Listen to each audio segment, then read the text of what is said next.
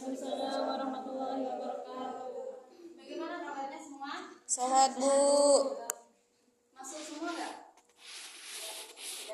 Ada yang tidak masuk ya. Selanjutnya masuk terus ya. Baik, hari ini kita belajar akidah akhlak di bab 4, yakni hidup mulia berbakti kepada orang tua dan guru. Nah, di sini saya mau tanya. Di hidup kalian itu yang berjasa, ada nggak orang yang berjasa dalam hidup kalian? Ada. Arden, siapa orang yang berjasa di hidup kamu? Satu aja. Ibu ya. Selanjutnya, Lilis, siapa hidup yang paling berjasa di hidup kamu, dalam hidup kamu? Orang yang paling tua. Orang tua paling berjasa. Selain orang tua, ada yang lain? Guru. Nah, kenapa? Kira-kira kenapa?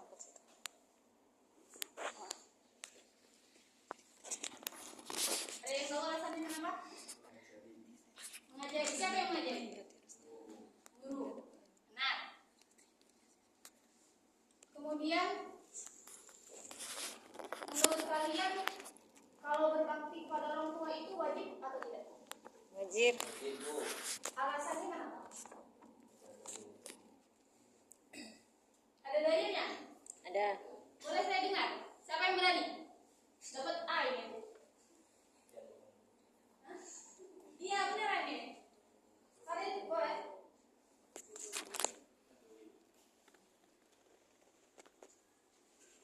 Ada nggak? Baik, langsung saja ya. Alasan mengapa kita harus berbakti kepada orang tua yang pertama, karena orang tua itu sudah biasa di hidup kita. Orang tua rela berkorban hidupnya untuk menghidupi kita. Contohnya apa?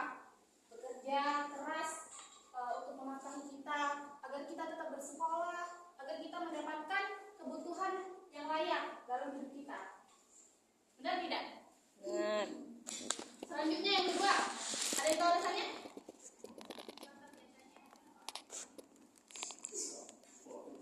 Apa namanya?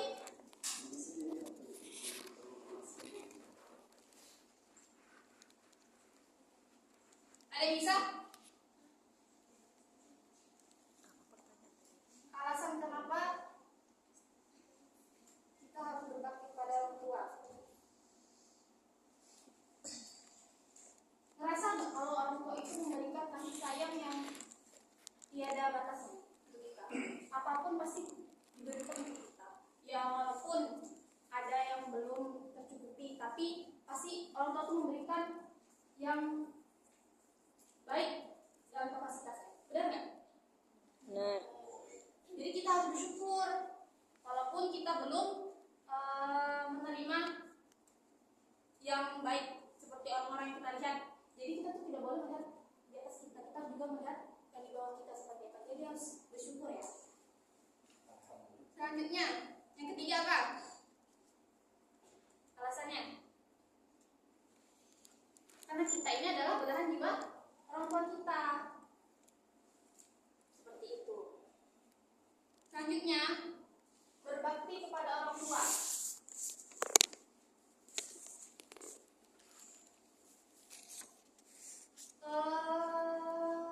Tontowi, cara kamu berbakti sama orang tua gimana? Udah pernah berbakti belum?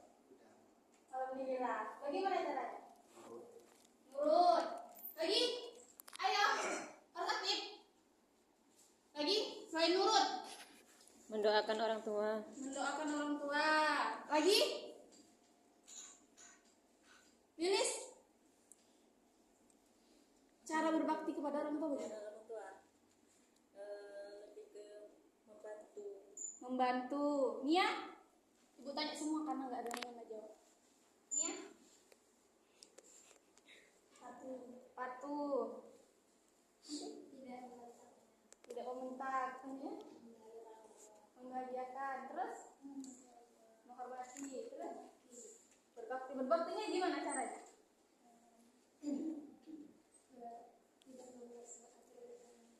Nah, bagus. Terus?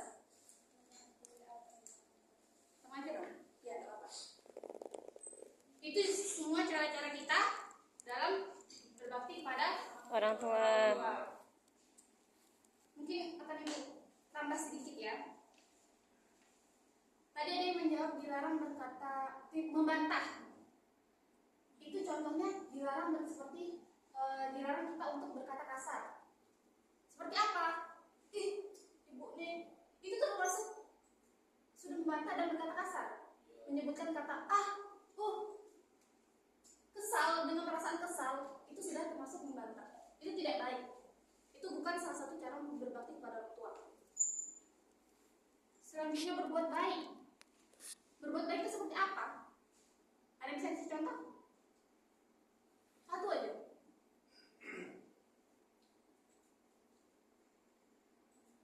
Ada?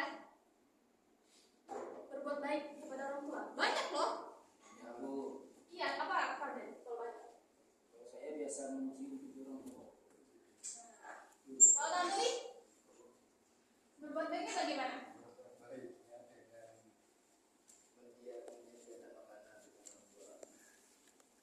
Orang tua yang menyediakan makanan apa kamunya? Kamunya. Baik. Itu ya cara-cara bagaimana kita berbakti kepada orang tua. Selanjutnya keutamaan berbakti kepada orang tua. Ternyata di saat kita berbakti kepada orang tua, ada juga keutamaan-keutamaan yang kita dapatkan setelahnya. Ada yang tahu keutamaannya itu apa saja? Kalau kita berbakti kepada orang tua, apa? Masya Allah, apa aja? Contohin.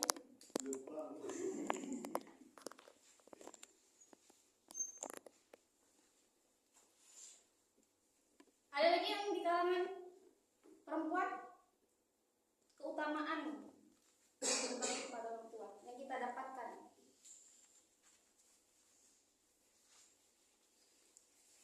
Ada? Masuk surga Bu. Masya Allah, benar, masuk surga. Lagi? Benar. Kalau kita berbakti kepada orang tua, kita akan masuk surga. Kalau nggak berbakti, kalau jadi anak durhaka, dapatnya apa? Neraka. Siapa yang masuk surga? Saya Bu. Saya juga mau. Selanjutnya, jangan durhaka ya sama orang tua. Taati perintahnya. Jangan sering-sering membantah. Ya, kita kan tidak luput dari dosa. Pastinya kita adalah membuat kesalahan gitu kan. Tapi bagaimana caranya kita setelah itu menghadapinya? Yaitu dengan meminta maaf dengan tulus ya. Jangan mabuk. Itu nggak tulus. Paham ya? Kemudian yang kedua itu utamanya adalah lebih utama daripada jihad. Bisa dipahami nggak lebih utama daripada jihad? Enggak. Misalnya kita ini lagi merantau, terus orang tua kita sakit, gak ada yang ngurusin, tapi kita lagi menimba ilmu. Jangan menimba ilmu sih, apa ya? Ya, menimba ilmu lah, menimba ilmu. Bagaimana cara kita berbakti kepada orang tuanya? Apakah kita diam saja? Atau kita perlu pulang? Atau kita harus menggunakan cara lain? Mendoakan. Kalau orang tuanya di rumah gak ada yang ngurusin, ini kasusnya orang tua di rumah tuh gak ada yang ngurusin. Terus misalnya tinggal ibunya doang, bapaknya gak ada udah. Kalian sebagai anak pulang. Mungkin gak bisa pulang nih karena finansialnya kurang gitu, gak ada. Bagaimana? Meminta tolong. Jangan dibuat pusing ya. Nanti alasannya saya tuh gak ada uang, gak bisa pulang, kayak gini malah marah-marah. Itu malah durhaka jadinya. Harus pikirkan lagi ya caranya bagaimana. Pasti ada jalan keluarnya. Selanjutnya yang ketiga keutamaannya yaitu mendapatkan ridho Allah. Kenapa? Karena ridho Allah ini ridho walidain, wasutullah ini suti walidain. Artinya apa? Jadi suti artinya apa? Ridho Allah tergantung pada ridho orang tua.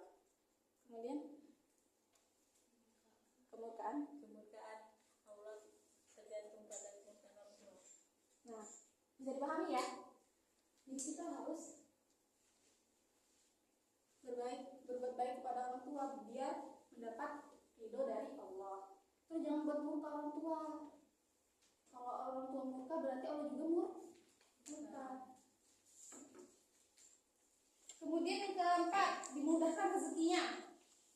Itu salah satu keutamaan juga. Kalau kita berbakti kepada orang tua, insya Allah rezeki kita akan dimudahkan oleh Allah. Yang terakhir, dimudahkan urusannya di dunia dan akhirat. Itu salah satunya kalau di akhirat tadi dimudahkan rezekinya. Mungkin misalnya kalian lagi masuk sekolah ini, terus ada tugas-tugas, kalau enggak tugas-tugas, terus itu sulit tugas-tugasnya. Tapi karena kita di rumah ada berbakti pada orang tua, terus turunlah keberkahan dari orang tua tersebut.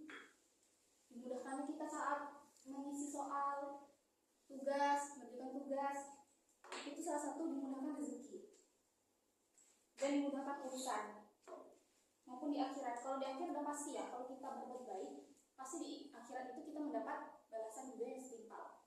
Walaupun kita di dunia tidak mendapatkan yang sebenarnya seadil-adilnya, pasti di akhirat itu sudah mendapatkan yang seadil-adilnya.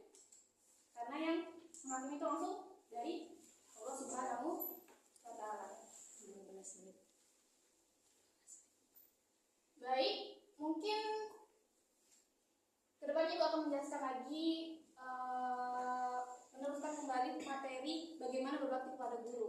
Untuk di pertemuan ini saya cukupkan pada materi berbakti kepada orang tua. Semoga apa yang saya berikan bisa kalian pahami ya. Kalaupun nanti ada pertanyaan di kemudian hari bisa kalian